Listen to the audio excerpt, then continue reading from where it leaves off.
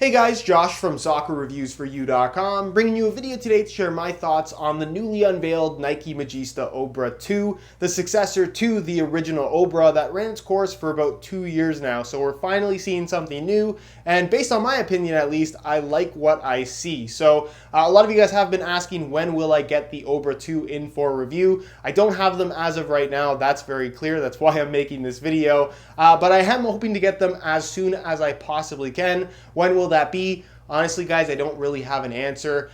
Everyone always asks me, am I getting the newest thing whenever the newest thing gets unveiled or comes out? The general answer to that question is yes, I am getting them. As far as the Obra 2 itself is concerned, the official release date from Nike on the Nike app is July 24th, and then for the rest of the retailers selling Nike products, it's July 26th.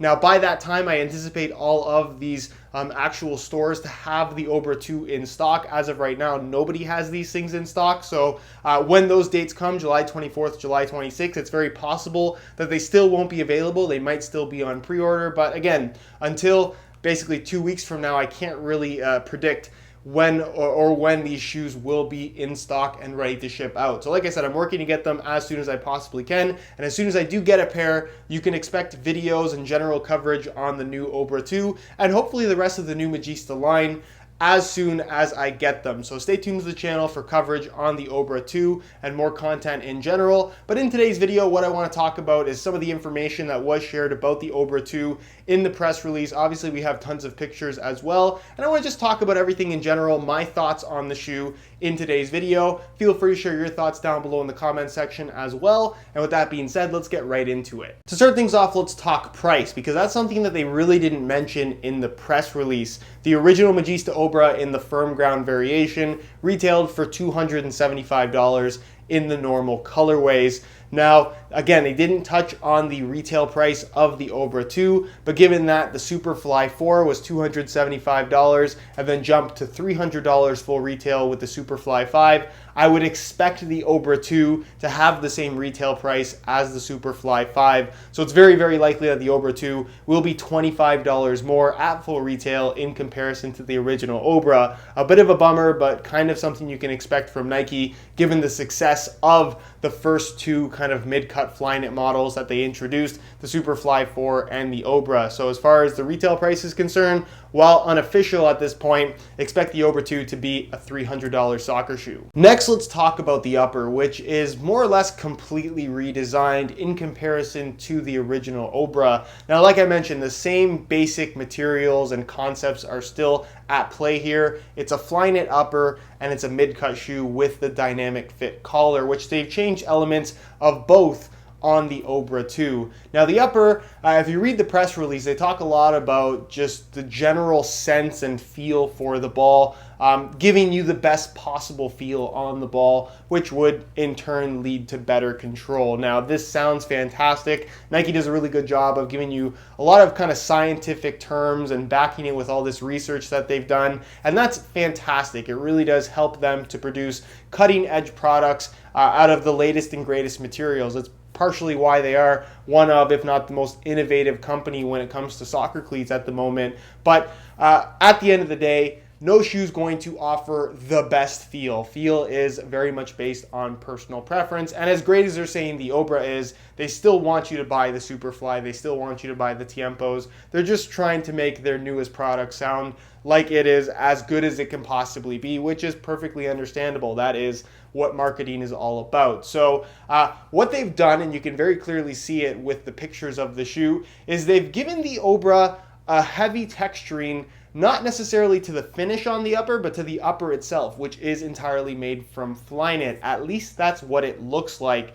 Now, if you look at it, the first thing I initially thought when I saw the Obra 2 upper is that it reminds me a lot of the first generation Nike Skin upper found on the Hypervenom Phantom 1, and of course what we have on the latest colorways of the Phantom 2 and Finish variations, which obviously aren't Flyknit uppers, but the Flyknit upper on the Obra 2 does appear to have a very similar kind of honeycomb texturing where you have raised areas and lowered areas. And in the press release, they explain that those raised areas are, again, to kind of heighten the sense of feel on the ball. Will this actually lead to better feel on the ball? Not necessarily. I actually expect it to feel fairly similar to the original Phantom 1, but again, until I've actually tried them out, I can't really comment too much on how they actually feel. With that being said, they did specify that at the highest points on the upper, it does have a thickness of 4.5 millimeters, which does give us a pretty good idea on the thickness of the upper in general, because the Superfly 5, they specified that the upper has a variation in thickness between 1 millimeter and 2.5 millimeters. So at 4.5 millimeters at the thicker points of the texturing on the upper, that's about twice as thick as a pair of Superfly 5. So for comparison's sake, Superfly 5 obviously is going to be twice as thin in comparison to the Obra 2, which is not a bad thing at all. It just means that they're going to offer different things when it comes to feel, which is kind of what you want from different lines within the same brand. Now at 4.5 millimeters, it's really hard to predict how that's going to feel. That's not overly thick, if that's what you're thinking, even though it is technically twice as thick as the Superfly 5. But again, kind of like the Superfly 4 and the original Obra, Superfly 4 was thinner. The Obra was obviously the more padded variation, or the more padded offering with a similar Flyknit upper. So I think that's kind of what you're getting now with the Superfly 5 and the Obra 2. If you want something more padded, go for the Obra 2. If you want something a little bit thinner, go for the Superfly 5. But ultimately, I think both of these shoes will be on the thinner side just in terms of overall feel. They talked a lot about the texturing being kind of in strategic places on the upper where your foot has more sense, if that makes any sense. The parts of your foot that are more sensitive to feel, I guess is the best way to put it, that's where you're gonna find the most amount of texturing, and that's why there is variation in the texturing on the shoe in general. It also has some explanation as to why the shoe has that kind of weather mapping, foot mapping coloring to it, which we'll talk about a little bit later in the video. The shoe also does appear to have flywire cables, although it's not really mentioned in the press release. If you look closely at the pictures, you do see that there is some kind of cable system running through the upper from the base of the sole into the lacing system. So whether they're listed as flywire cables or Brio cables like we had on the original Obra, there does appear to be some kind of cable support system. And of course, internally, we don't know anything about the inside of the shoe. It was never mentioned with any of the mid-cut models up until this point. So I'm hoping that because of this new Flyknit upper, that there is a less significant liner on the inside, which only kind of enhances the feel on the ball, because you do get the true sense of having a Flyknit upper instead of a Flyknit upper with a backing material against your foot. So I'm hoping that, kind of like what they did from the Superfly 4 to the Superfly 5, where they made a lot more structure within the Flyknit as opposed to just kind of relying on a liner to provide most of the structure. Hopefully they made more structure within the Flyknit upper itself as opposed to just relying on the liner, which I guess out of the Superfly 4 and the original Obra, the Obra did have a more true Flyknit kind of sock-like experience, and I kind of expect something very good, or improved, I guess is a better word, with the Obra 2. So I have high hopes for what this new upper has on offer. As far as other things that you can talk about with the upper, while I guess it's not an upper element, it is something that would cover part of the upper. It now has an internal heel counter as opposed to an external heel counter.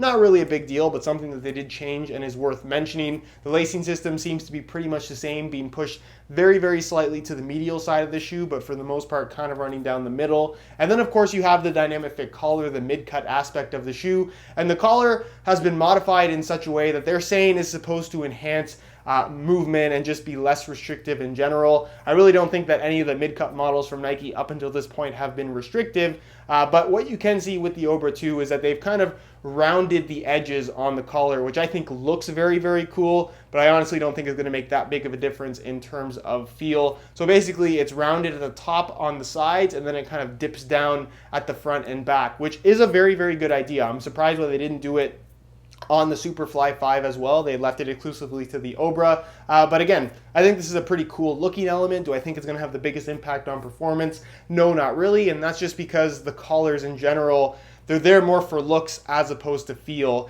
If they really wanted to make a low-cut variation of the Superfly 5 or the Obra 2 for that matter, any of their mid-cut models, they absolutely could. The collar has nothing to do with the fit of the shoe. It's basically just an extension piece and kind of what's cool right now, so that's why it's there. But again, when it comes to the upper, really like what I see. Very curious to try it out. But let me know what you guys think down below in the comments. As far as the sole plate and stud pattern is concerned, obviously they've introduced a completely new stud pattern that I wouldn't necessarily call all new because it more or less combines elements that we've seen in the past from the CTR 360 line, which is the line that the Magista kind of took over, if you will. The Maestri 1 and 2 had a stud pattern with kind of a circular bladed stud formation in the middle of the foot. You have something very similar here on the new Obra 2 and what obviously will be the stud pattern for the current new Magista line. And then you also have these kind of half circle, half moon shaped studs on the edges, which is very similar to what we had on the CTR 360 Maestri 3. You guys can see the little clips on screen that I'm showing you just to have a better idea of exactly what I'm talking about. So the emphasis in the press release was on rotational traction, and that's kind of what they wanted to highlight with this particular stud pattern. Do I expect it to perform well? Absolutely. That's kind of the case with Nike. Nike has very rarely, I guess, has put out a stud pattern that doesn't perform really well. Obviously, what they have shown us is the firm ground variation. I'm sure there will be an SG Pro and an AG Pro variation available as well. But as far as the firm ground model is concerned, which will undoubtedly be the most popular variation, I think it's a stud pattern that looks pretty good. It's not really an unusual layout, but it is definitely different than what we got from the original Magista line. So I think this is a good thing just because it kind of differentiates the Magista stud pattern and the Tiempo stud pattern, which previously were very, very similar. So with the new Magista models, the Obra 2, of course, as well, I think this is just going to be a little bit different. How will it perform differently than something like a Tiempo stud pattern? I think just because they are more bladed style studs, it probably will be a little bit more aggressive. You'll probably have a little bit more bite when pushing off. And because of that kind of circular formation of studs, I think at the ball of your foot, when you plant, you're going to have that freedom to kind of push off in pretty much any direction because they have all the angles covered. Again, it's pretty difficult for Nike to screw up a stud pattern at this point. They talked about the development of this stud pattern with an actual computer system that basically tells them where to put the studs based on what's going to provide the best traction, similar to what they did with the new Mercurial line, but obviously with a different layout and emphasis on rotational traction as opposed to kind of just straight line speed, which is what you get with the Mercurial stud pattern. And if it's anything as good as what we got from the new Superfly 5 and the new Mercurials in general, expect this new Magista stud pattern to be very, very good as well. The final thing that they mentioned is in regards to the weight of the shoe. While they didn't specify the exact material of the sole plate itself, they did more or less say that it is going to be lighter, and because they didn't specify the material, I would assume that it's the same material as the sole plate on the original Obra, which I have no problems with, but they said that it is lighter by about 15 grams, going from 80 grams to 65 grams, and this includes the sole plate as well as the stud pattern. Do I think this is a significant weight difference? Not really. I think that the weight difference may have to do with just shedding the external heel counter in general, but nonetheless, they are kind of touting that the sole plate and stud pattern decreases the weight of the shoe overall. The original Obra in a 9.5 US weighs in at about 7.2 ounces. So given the fact that they are kind of talking about the weight of the shoe with the sole plate, similarly to what they did with the new Superfly 5 when it first released, I guess you could anticipate the Obra 2 weighing a little bit less than the Obra 1. By a lot, probably not, but expect it to be a little bit lighter nonetheless. Alright guys, that is it for my thoughts on the new Nike Magista Obra 2. Like I mentioned at the start of the video, I'm working on getting a pair as soon as possible. I don't have an exact date or an exact time as to when that will be, but as soon as I get them, expect there to be videos going up on the channel, so stay tuned for that. If you have any questions at all regarding the Obra 2 and kind of what I talked about in the video, leave your questions down below in the comments and I definitely will get an answer out to you. If you enjoyed today's video, found it helpful and informative, be sure to support it with a like. Subscribe if you haven't already for daily videos on all the latest and greatest soccer gear. You can find all my social media information linked in the description as well. And other than that, guys, hope you enjoyed today's video. And as always, thanks for watching.